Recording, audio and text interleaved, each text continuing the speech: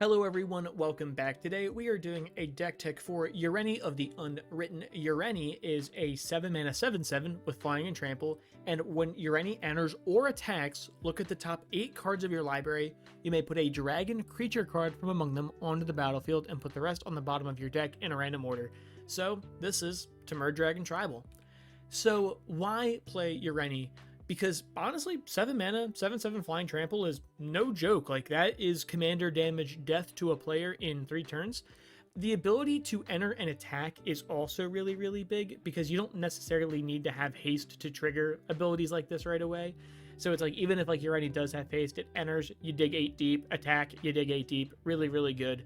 So you're essentially 2 for 1ing. Like, you pay 7 mana for a 7/7 with flying trample, and that also gets you the best dragon going 7 deep, or 8 deep, which is still pretty good. I think it's weird that it's a 7 mana 7/7 that goes 8 deep. It's better, don't get me wrong, it's way better than going 7 deep, but like, I don't know. Anyway, it's also a pretty versatile build. There's just so many Temur dragons to choose from, like, you can't really go wrong. The game plan is we don't really need Ureni to win, just because, like, he's a big guy, but, like, we're just a dragon deck at the end of the day. Like, they're just big dudes with evasion. Early game, we want to play a lot of rocks and ramps. Mid game, like, we still want to kind of get set up because we're generally a pretty big mana deck. Like, we want to get, like, cost reducers, land, ramp, mana rocks, whatever on the battlefield, and a couple lower costed dragons just to kind of hold the battlefield before we really start going with the big boys. Then late game, we're going to play Ureni and just kind of start to add a ton of big bodies with evasion to the field. And the nice thing about dragons is they almost all fly or so. So everything has evasion and they're all big dudes to kind of let our opponents struggle with. The deck and channel stuff, the deck's pretty pricey. It's about $700 at the making of the video. I will say, honestly, guys, take it with a bit of a grain of salt. Just because, like, all the dragons from, like, the pre-con and all of the ones, like, from the new set are, like, pre-sailing for, like, $10 to, like, $20 or whatever. And there's, like, a handful of them. So it's, like, this deck's probably going to go down to, I would say, like, $550 in, like, a couple weeks. So don't let the cost scare you. You can also change out the mana base a little bit to really crank it down below. But, like, I know, like, one of the cards in the deck, Dracogenesis, is, like, they're trying to say it's pre-sailing for, like, $50. I don't buy it. I wouldn't buy it, like, right now if I were you. But if you do want to buy cards, get the ones you need from the link down below, because it helps me out, helps the channel grow. I don't know. Always like, comment, subscribe, and really just comment. You know, I like chatting with you guys. But going into it, no planeswalkers, no battles. We've got creatures. Ancient Copper Dragon and Ancient Silver Dragon, both flying creatures. I guess I'll say if they don't have flying, because I feel like every dragon does have flying. Ancient Copper super sick, because when he connects, we roll a d20, and then we just make a ton of treasure tokens equal to the result. And Ancient Silver Dragon is really great, because it deals combat damage, we roll the d20, and then we draw cards equal to the result, and then we kind of get a pseudo emblem that just gives us no max hand size for the rest of the game. But don't let the cost of these big scary dragons kind of fool you, because we do have, like, a lot of cost reducers and all that kind of stuff. And, like, again, the idea is we'll play Ureni for 7 mana, and then we get a 7/7 flying trample from Ureni, and then, like, say we get, like, Ancient Silver Dragon. So again, we're trying to 2 for 1 off these guys. Astral Dragon is really good. Flying 4/4 for 8 is pretty terrible, but when it enters the battlefield, basically make a copy of a target non-creature permanent, and then we get 3/3 copies of them. So let's say, for example, like a Soul Ring, like, it's I don't know, 8 mana dragon. Let's say we have a Soul Ring, we then generate 2 Soul Rings that are now 3/3 flyers. I don't know, it's still pretty good, and they're mana dorks in at that point. Really, we just double up something. Going into Atarka Worldrender, one of the OG big stinks. Flying trample 6/4 gives whenever a dragon you control attacks, hey, we're Dragon Tribal, it gains double strike. So all of our dragons basically have double strike when they attack. Balefire, when it deals combat damage to a player, it hits everyone else. So it's really nice, like, when we're swinging in for 6, and then we're functionally dealing an extra 6 to each opponent, therefore dealing, I don't know, 18 damage total off one swing.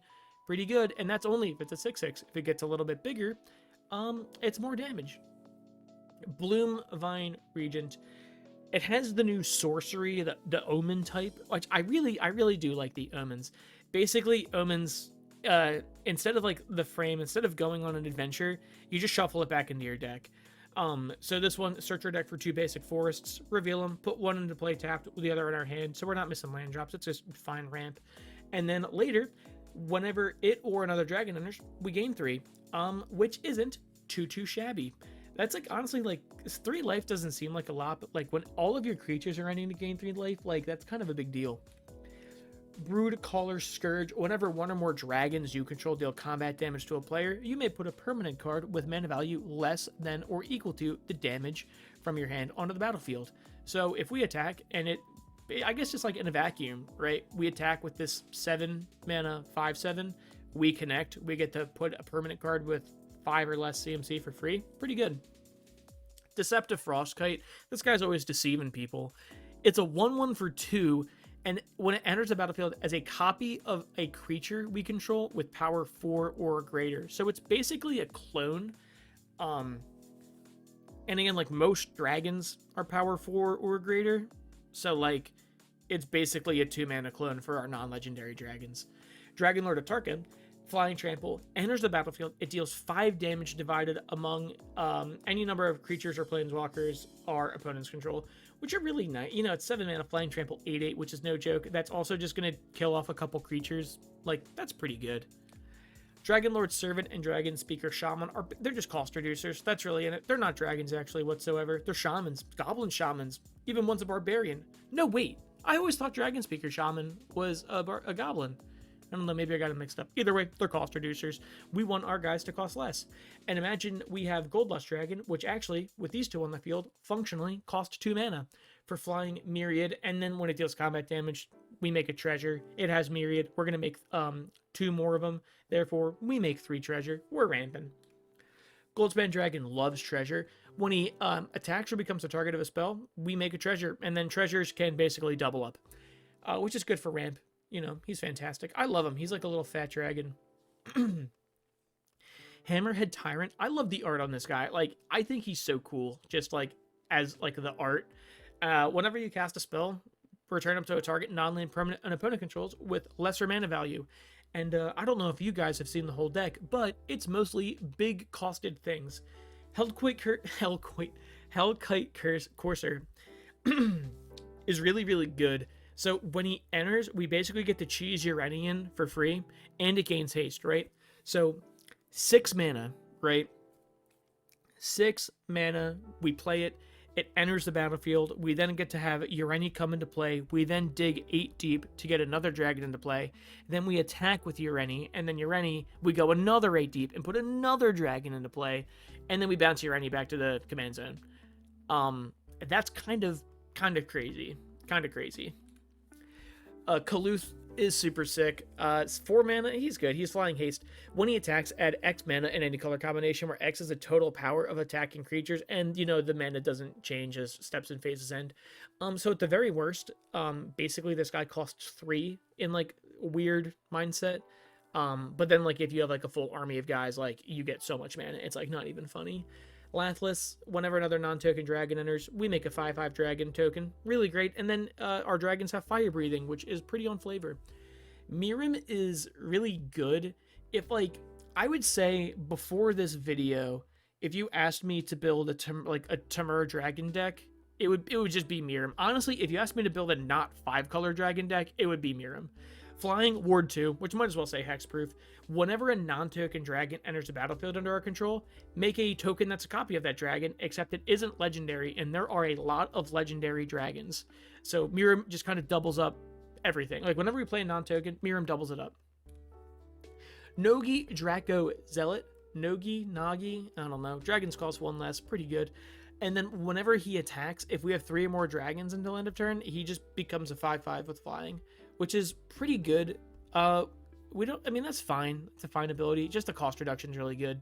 Old Gnawbone, she's a big stinker.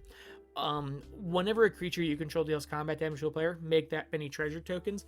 I really like how you don't have to deal combat damage with her. Like it's just whenever a creature deals combat damage in general. So like you like can play her turn 7 or so, even like on a bad rate, turn 7. And all of our other guys beforehand can just attack and then flood our board with a lot of tokens, which basically gives us so much more mana. Parapet Thrasher. It's just honestly like, it's a modal dragon. Whenever one or more dragons you control deal combat damage to an opponent, choose one that hasn't been chosen. Pop an artifact, deals 4 damage to each other opponent, which is really good, and then exile the top card of our deck, and we can play it this turn. It's card draw, quote unquote card draw. It's extra damage, so instead of really attacking for 4, it kind of has a myriad, like in a weird way. Hits like each opponent for 4, so it deals an extra 8, and just pop an artifact. Pretty good, and it's only 4 mana. Roaming Throne, despite its stony, robotic, golem-esque look, it's actually a dragon with ward 2, and it just doubles up all of our triggered abilities. So, like, Sarkhan's not a dragon, but Savage Vent Maul, like, we attack, we get red, red, red, green, green, green. Roaming Throne would double up that ability, so any kind of ETB or triggered abilities, Roaming Throne copies it, and he really is a dragon when he enters. Sarkhan lets our dragons cost 1 less, and then whenever another dragon enters, we can just have him become a copy of it. It really just haven't become like a copy of it until end of turn, except like if it's legendary, like it's not, you guys get it, like it's not going to sack itself. Savage Vent Maul is sick. We attack, we get a ton of mana. That's really it. Like, it's arguably ramp. Late game, it lets us do even crazier things. Scourge of the Throne, Flying Dethrone. It also got reprinted in the pre-con, I'm pretty sure, which is even better. The card used to be like $25, $30, no joke. I miss Old Conspiracy. But that's neither here nor there, and maybe a video for another day. When he attacks for the first time each turn, if you attack the player with the most life or tied for the most life, untap all attacking creatures, and there's an additional combat phase. And Dethrone is a silly old keyword. Whenever he attacks the player with the most life or tied for the most life, you put a 1/1 counter on it. So ideally, he's a 6 mana, basically 6/6 when he attacks. That gives you an extra combat. You just have to hit someone else. Like, it's great. Scourge of Vulcus, whenever he or another dragon enters, he deals X damage to target creature or player, where X is the number of dragons you control. He comes in, he deals 1 damage, no big deal. He has fire breathing, by the way. And then, like, late game, like, we've made some tokens or whatever, we just, like, have a bunch of different guys, like, he'll enter, and he'll just deal, like, X damage to, like 5 damage to, like, another opponent. Temur Battlecrier, an Orc Ranger, not even a dragon in the slightest. During your turn, spells you cast cost 1 less to cast for each creature you control with power 4 or greater. And it just so happens, Temur Battlecrier is a 4/3, and Scourge of Vulcus is a 4/4, and Scourge of the Throne is a 5/5, and most dragons are above 4/4. So it's just like a big cost reducer. At the very worst, she's a cost reducer herself, which isn't that bad. But yeah, hopefully we're just paying colored pips for our dragons with this on the field. Terror of the Peaks, flying. It has a weird ward. And then whenever another creature enters the battlefield, it just lasers anything equal to that creature's power. Which is good because, like, when we have creatures that are entering that are like 5/5s and 4/4s, like, it's really good. House of Deep Dwelling. You're probably wondering why this card's in the deck, but honestly, it kind of makes a lot of sense. At the beginning, it's the whole god thing. At the beginning of your end step, exile up to 1 target creature you control, and then return that card to the battlefield under our control, and then we can pay 4 to tap a creature, which is nice. It's really good to have this kind of like blink target, like especially when we have cards like a lot of these dragons have good ETB abilities. Like Ureni, like the idea is like, okay, we play Ureni and like we have Fossil on the field. Ureni digs 8 deep. We go to the end step. We blink Ureni, enters again. We go another 8 deep. We have cards like Terror of the Peaks and like Scourge of Vulcus. That's like whenever a dragon enters, just laser like a player for some damage. We have cards like Atarka, like kind of like the same thing, enters the battlefield, like divide 5 damage among anything. There's a lot of ETB triggers for dragons, which is nice. And although I don't really want this to be a heavy blink deck, I think this is really our only blink piece. I just like it. Thunderbreak Region, whenever another dragon you control becomes a target of a spell or ability an opponent controls, it deals 3 damage to that player. Don't target our dragons, you will get hurt. Thundermane Dragon, you can look at the top card of your deck at any time. You may cast creatures from the top card of our deck if we control power 4 or greater. And then, if we cast a creature this way, it gains haste. So pretty good. It basically just gives like, it's card advantage, right? We can play the top card of our deck. Twin Flame Tyrant, super cool art. I love this. Like, he's so cool, right? If a sorcerer you control would deal damage to an opponent, basically it deals double that damage to an opponent or whatever. So he's a 3/5, which is really like a 6/5, and then we have like This Ureni, which is a 10/10, which is actually a 20/20. It just doubles up everything. This Ureni is really cool. Song Unending. 8 mana, 10/10, flying. I mean, all dragons have flying. Pro white and black. When it enters, it divides X damage as you choose among any number of target creatures and or planeswalkers, where X is the number of lands you control. It's a mouthful. I have to cough. So in a vacuum, we play this turn 8 by hitting a land drop every single turn. 8 mana, flying, pro white and black, 10/10, that lasers 8 damage divided among how we choose among creatures and planeswalkers. Probably creatures. Really, really good. And like, why pro white and black? Like, that's just crazy. This is a crazy card. The final 2 dragons we have is Utvara Hellkite. Just whenever another dragon attack, or whenever a dragon rather attacks, we make a 6/6 that floods out the board. And Wrathful Red Dragon is just like a very cute dragon. Just whenever a dragon you control deals damage, it deals that much damage to any target that isn't a dragon. So don't block our dragons and don't hurt them or whatever, because you will kind of hit the crackback. Going into sorceries, Become the Avalanche is a brand new card. Draw a card for each creature you control with power 4 or greater. Then creatures you control get +X/+X, or X number of cards in our hand. So draw a bunch, and then our board gets massive. All our creatures basically have flying anyways, so good. Cultivate and Kodama's Reach are the same exact thing. Get 1 to hand, 1 to field. Fantastic. Farseek, Nature's Lore, and 3 visits. I'm kind of going to do the same thing. We're just want to get Triomes. We're going to want to get Shocklands, maybe Surveil Lands, or whatever, right? It's just good mana ramp. Genesis Ultimatum. How could you not run Genesis Ultimatum in a Temur deck? Look at the top 5 cards of your deck, put any number of permanent cards from among them onto the battlefield and the rest into your hand, and then we exile Genesis Ultimatum. Going 5 deep, not that bad, especially when we're a big mana deck. Raise the Palisades, we'll just say dragons and let's just bounce all non-dragons. So basically our team is functionally unblockable and it forces our opponents to reset. Selvala Stampede.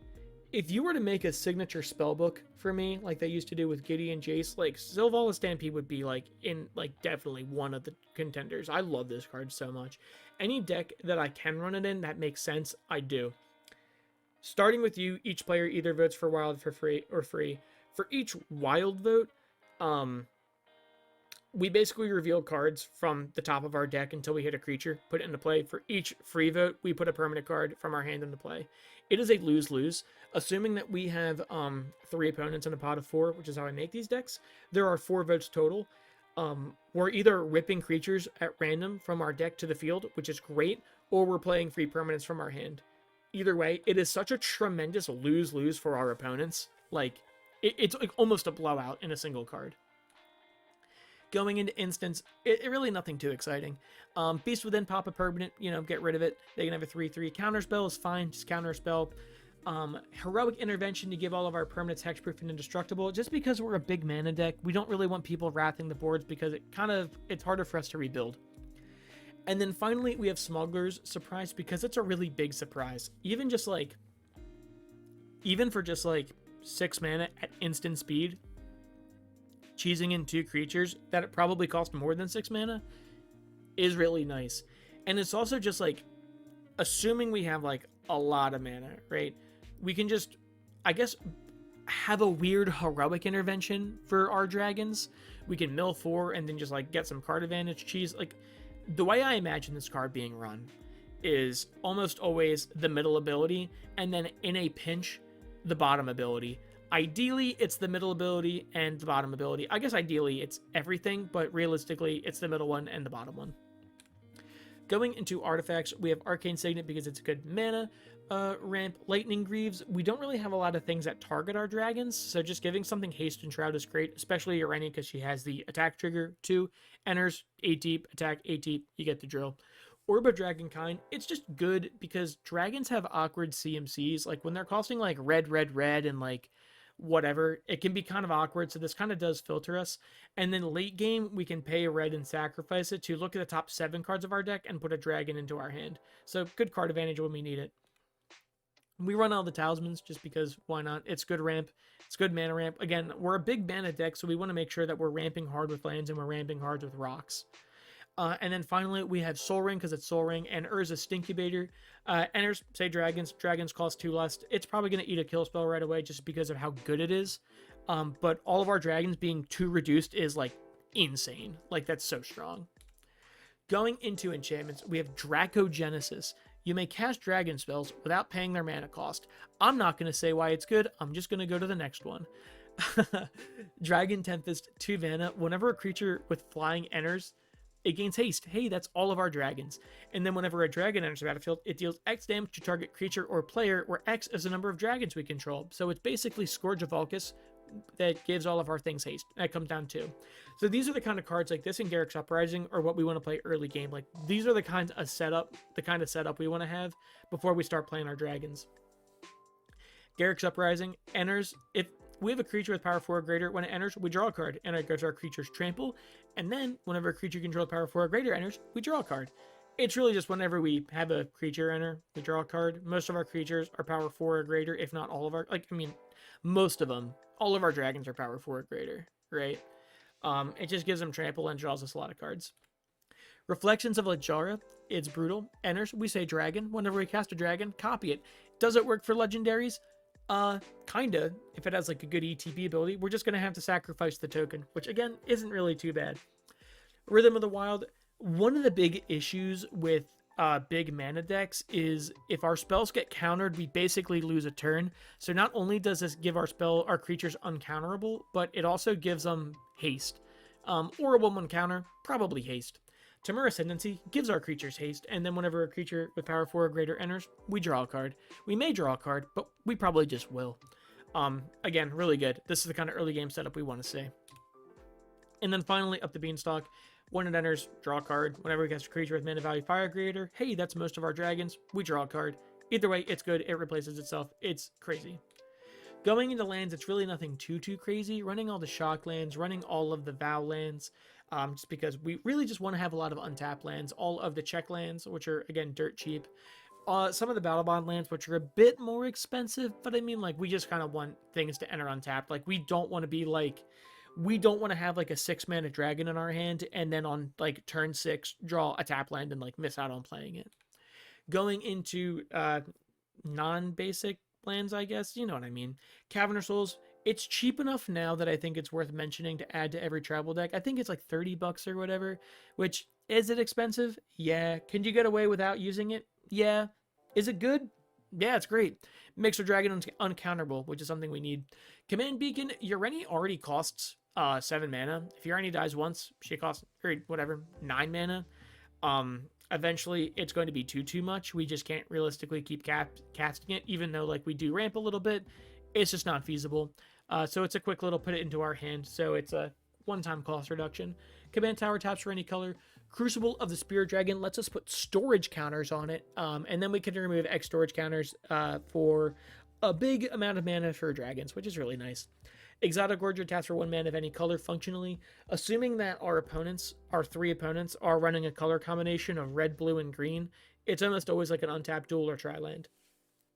Haven of the Spirit Dragon taps for a mana of any color for only dragon spells, and then we can tap it and sacrifice it to just reanimate a creature card or an Ugin Planeswalker. Guys, we don't have any Ugin Planeswalkers from our graveyard to the hand, so it just taps for 1 mana of any color for our dragons, and we can sacrifice it to just kind of get some recursion. Ketria Triumph, because it's fetchable and there's tapped, we can cycle it later. Reliquary Tower to give us no max hand size. Secluded Courtyard because it taps for any color for dragons. And really just going into basics, it's 5 forests, 3 islands, and 7 mountains, which I think are about 36 lands, which isn't too shabby. Maybe we could add more, maybe add some MDFCs instead of some other stuff. But I think it's good enough. Either way, that's all I got for you guys. Get the card you need from the link down below. And as always, like, comment, and subscribe to the channel. And tell me what you think of the video down below. Thanks again, and I will see you guys next time.